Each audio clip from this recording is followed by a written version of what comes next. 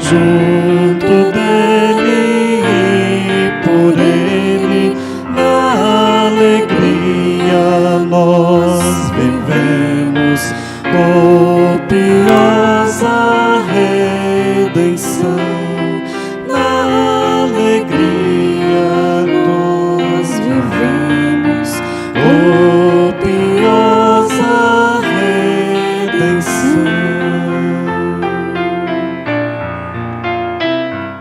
Caros confrades redentoristas aqui presentes, caros noviços que fazem hoje a profissão, Carlos, Fábio, Jefferson, queridos irmãos e irmãs presentes aqui na Igreja da Glória, e você que nos acompanha através das redes sociais da paróquia. O motivo maior da nossa celebração nessa noite é o tema da vocação. Rezar a vocação, celebrar a vocação, é celebrar o mistério grandioso da nossa vida, porque toca no sentido da vida, o que nós temos de mais precioso em nossa caminhada nesse mundo. Viver com significado, viver com sentido. Vocação tem a ver com a nossa realização como pessoas humanas, com a nossa felicidade. Vocação tem a ver com as possibilidades que vamos aproveitando na vida para crescermos, florescendo onde Deus nos plantou. Mas a experiência da fé nos ajuda a compreender que a vocação está intimamente ligada a Deus. É uma relação dialógica entre Deus e cada um de nós, pessoas humanas. Deus é aquele que chama, vocare. E Deus chama porque Ele nos quer mais. E Deus chama porque Ele nos dá uma missão. E Deus chama porque Ele nos ama e acredita em cada um de nós. A gente só pede alguma coisa a quem a gente confia e sabe que vai dar conta. É justamente por esse grande amor de Deus por nós que Ele nos chama. Mas há um outro lado que é a resposta de cada um de nós. A nossa resposta pode ser sim, pode ser não. É uma resposta que é construída ao longo da nossa história. Não é dada de uma vez por todas. Por exemplo, você marido, você esposa, que deram o sim à vocação matrimonial. Não foi apenas no dia da cerimônia do casamento que vocês deram o sim, que assumiram a vocação. Ela precisa ser renovada a cada dia. Ela precisa ser construída.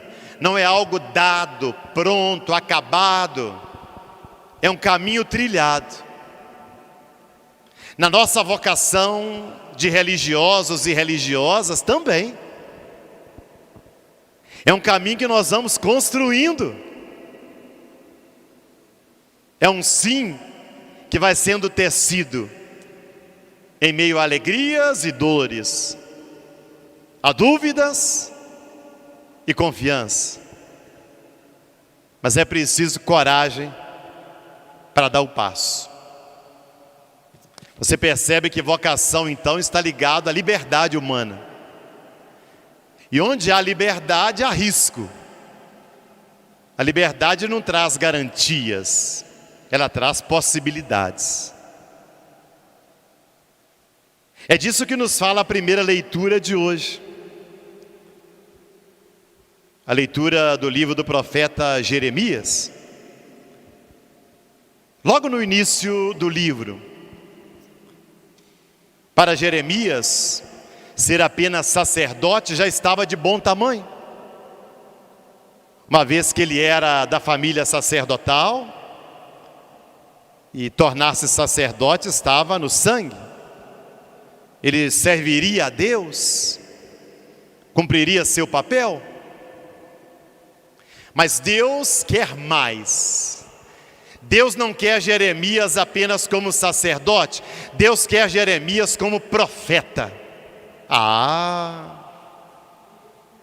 Ser profeta é muito mais exigente, porque profeta é aquele que anuncia a palavra de Deus, a vontade de Deus, mas profeta também é aquele que denuncia a infidelidade, o pecado.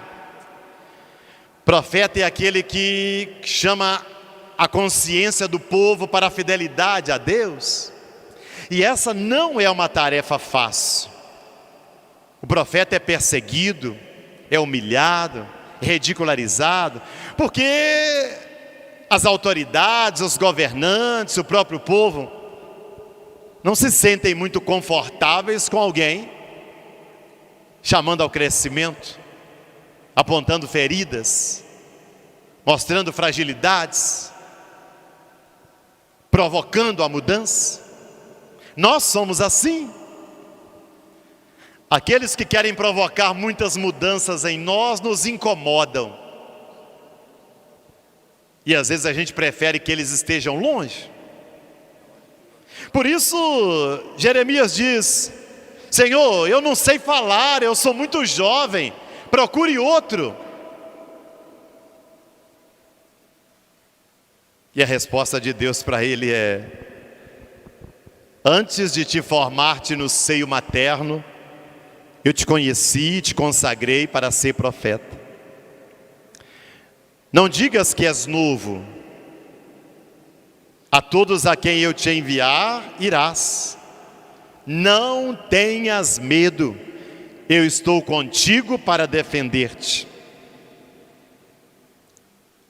Ou seja, Deus diz a Jeremias que Ele não só chama, mas Ele capacita. Ele dá a possibilidade de Jeremias responder. E nós sabemos que o contrário de fé é medo. Quem tem fé não tem medo, tem coragem, tem ousadia, tem firmeza. Por isso Deus chama Jeremias a dar um passo além do medo, confiando na promessa de Deus. E ele diz mais, diz: ponho as minhas palavras em tua boca. Tu não sabes falar, mas eu ponho minhas palavras para extirpar e destruir, devastar e derrubar, construir e plantar.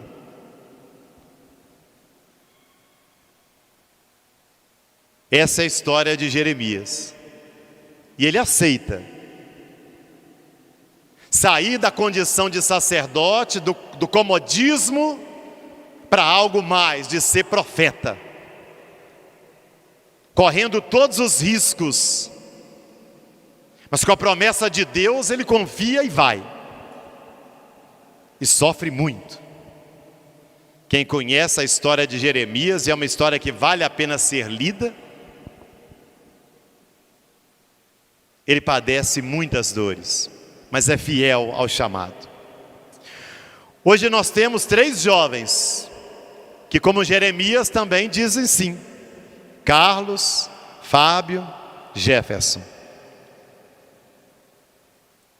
São conhecedores de suas limitações, mas também sabem das suas possibilidades, das suas qualidades. E hoje são chamados a serem mais. Você, Carlos, você, Fábio, você, Jefferson, ao responderem sim a Deus, ao chamado, ao emitirem os votos, estão sendo chamados para algo mais na vida, para saírem da mediocridade, do salário mínimo, do tanto faz, do qualquer coisa, ou do qualquer jeito, para darem mais de vocês, para darem o melhor de vocês como pessoas humanas, como gente. Vocês estão sendo chamados a serem missionários no mundo muito exigente. Um mundo marcado pela violência, pela injustiça, pela ganância. No mundo de muitas transformações. No mundo onde a voz de Deus é muitas vezes calada, subjugada. Não é fácil ser profeta hoje, Jefferson. Não é fácil ser missionário hoje, Fábio. Não é fácil ser redentorista hoje, Carlos. É próprio para quem tem grandeza de alma. Por isso é muito bonito ver vocês dispostos a darem o sim. Não uma beleza estética, não. Uma beleza de alma, de interior, de vocação. No mundo onde tantos jovens duvidam, se acomodam, se omitem. Como é bom ver vocês três jovens que querem ir além, que querem mais. Para isso, ouça a segunda leitura. Tende entre vós o mesmo sentimento que existe em Cristo Jesus.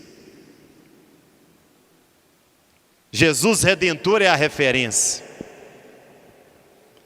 Jesus Redentor é para vocês o critério das escolhas fundamentais, da opção fundamental da vida.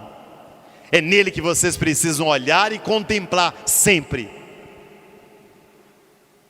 Se vocês contemplarem os desafios, os problemas, as dificuldades, certamente vão desanimar, vão fazer filha com aqueles que reclamam e lamentam. Mas se vocês olharem para o Cristo Redentor, nele vão encontrar a força para seguirem adiante. Porque serão muitas as dificuldades, lógico, como na vida de todos nós. Mas em Cristo somos mais que vencedores. Por isso que o Evangelho nos apresenta a bela história do jovem rico, né? Um jovem rico cheio de empolgação, mas com pouca disponibilidade para desalojar, com pouca vontade de desapegar, com pouca vontade de abrir mão daquilo que ele já conseguiu. Ele chega elogiando, ele quer alcançar a vida eterna, mas quando Jesus coloca a condição do desapego,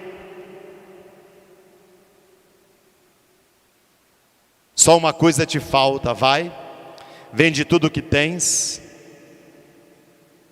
dá aos pobres e terás um tesouro no céu. Ele desanima e volta para casa triste. Santo Afonso, nosso fundador, tem uma palavra para isso, destaco, que é justamente esse desapego, estar destacado da realidade. Não existe vocação sem coragem de perder. Não existe vocação sem renúncia. Não existe vocação sem sacrifício.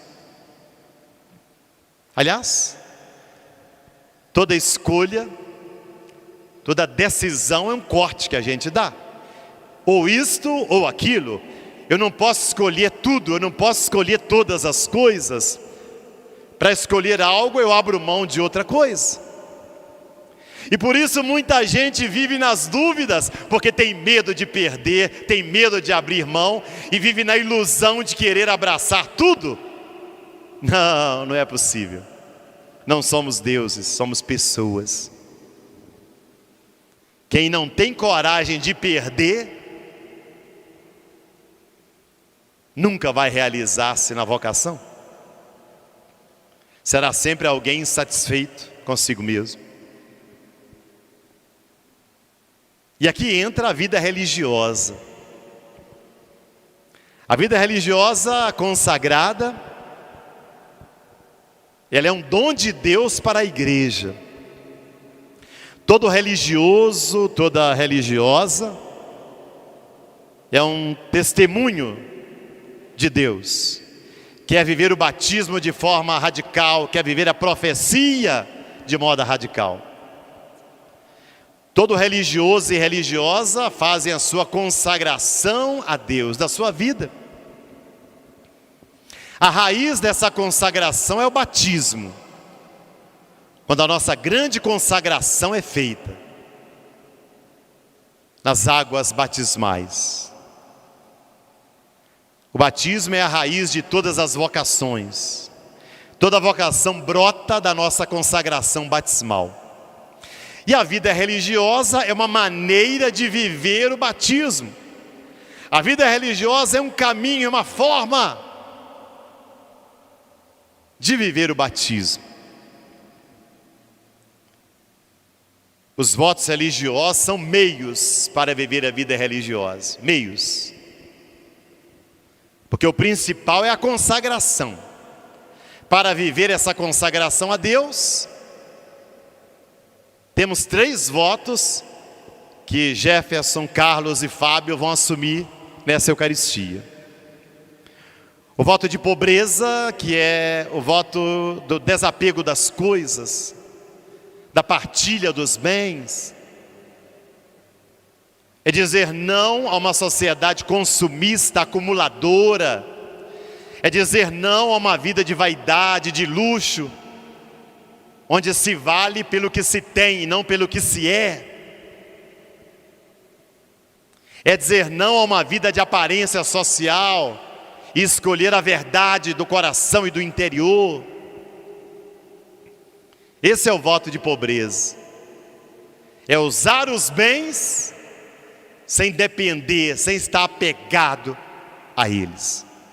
E todo religioso é chamado a fazer esse voto. O voto de castidade, que é muito mais do que não casar. É consagrar a minha sexualidade, meus desejos a Deus. É ter um projeto para a minha sexualidade. Um projeto que direciona os meus desejos para o anúncio do reino, no amor universal, no amor que inclui a todos, não um amor direcionado apenas para uma pessoa, como no casamento, mas um amor que quer abarcar a todos, especialmente os mais pobres, os mais abandonados, os mais necessitados. Emitir o voto de castidade é buscar essa inteireza do nosso ser para com Deus. É não querer viver partido, fragmentado, dividido. E o voto de obediência. Obe audire. Saber ouvir.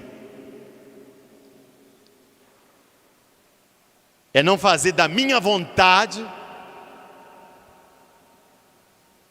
o império do meu eu, o critério das minhas decisões.